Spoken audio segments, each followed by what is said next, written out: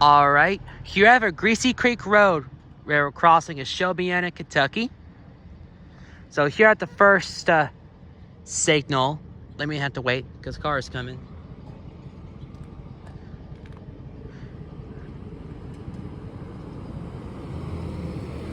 Alright, now I can go. Here at the first signal, it has a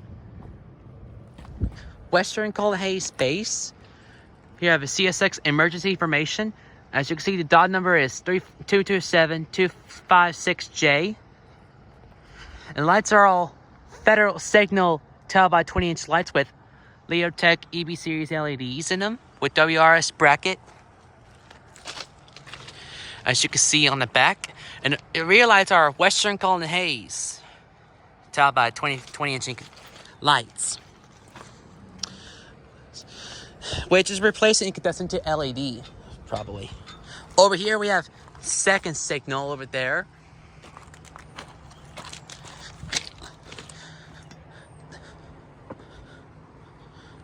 Over there.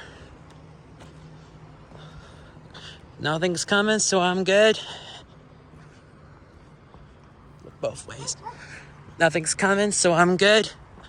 Over here we have second signal, which is someone's the first. It has another Western Cold Haze base on it, but on the back says Federal Signal. And here I have another CSX emergency information. And now the lights are Safe Channel 12 by 24-inch lights with Leotech EB series LEDs in them. And the bell is General Signals Type 1 electronic bell that's crossing. And over here is the relay case.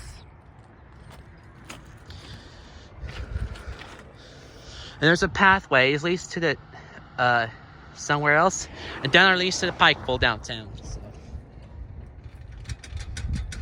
So yeah, I'm getting back over here real quick. There we go.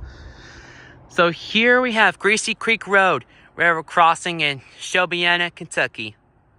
Over and out.